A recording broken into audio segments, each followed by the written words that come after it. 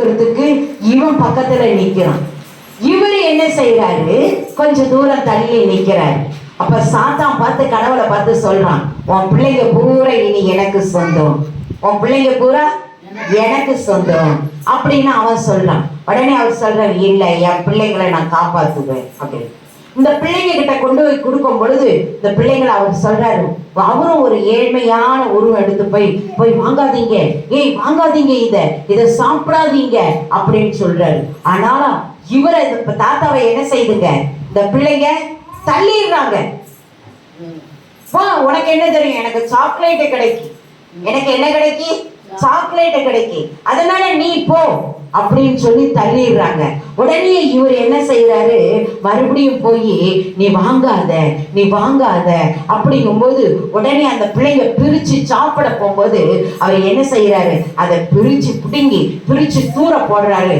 அதுல இருந்து ஒரு வலுசர்ப்பம் அப்படி பாம்பு வருது, பாம்பு வருது. அப்போ உடனே எல்லா பிள்ளைங்களும் தூர போடுறாங்க. பிச்சு பிச்சு போடும்போது எல்லாம் பாம்பா நிக்குது. உடனே அந்த பிசாசு ஓடியே போறான். ஏசப்பா அதை சுட்டு எரிச்சு போடுறாரு, இந்த பிள்ளைகளை பாதுகாக்கிறாரு. அதுதான்மா இந்த நாட்களில நம்ம பிள்ளைகளுக்கு கொஞ்சம் கொஞ்சமாக விஷத்தை உருவாக்குகிறது செல்போன். எல்லாரும் கையிலையும் பாருங்க, குழந்தைகளுக்கு செல்போன் இல்லாம இருக்காது. ஒண்ணு. ரெண்டாவது, குடியை உருவாக்குகிறது யார், பிசாசு. அதை குடிச்ச உடனே வலு சர்ப்பத்தை போல அப்படியே அந்த விஷம் கிருமி ஏறுது. அந்த விஷம் இருக்கிற வரைக்கும் கை கால் நடுக்க இருக்காது, நல்ல தெம்பா இருக்கிற மாதிரி இருக்கும். அந்த குடிய நிப்பாட்டினோடனே என்ன செய்யும், அப்படியே தள்ளாடும். ஏன்னா அந்த ரத்தத்தை பூரா விஷம் என்ன செய்யுது, உறிந்து கொள்ளுகிறது. அதுதான் ஆண்டவர் சொல்லுகிறார், என் ஜனத்தை அப்பத்தை பட்சிக்கிறது போல என் ஜனத்தை பட்சிக்கிறார்கள்.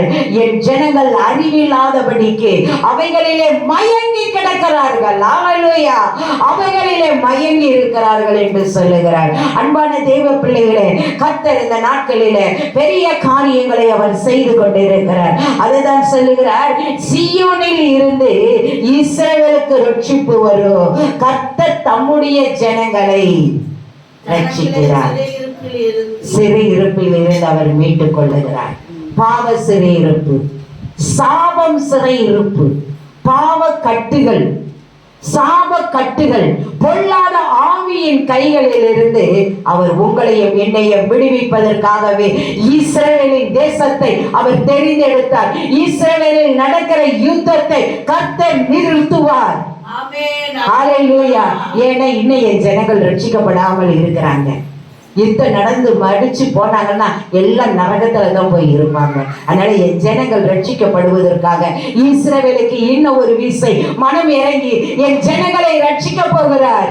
ஹல்லேலூயா, ஹல்லேலூயா. அவர் பெரியவரும் அவர் வல்லமை உள்ள தேவனுமாய் இருக்கிறார். ஹல்லேலூயா, ஹல்லேலூயா. கர்த்தர் தாமே இந்த சங்கீதத்தை ஆசீர்வதிப்பாராக.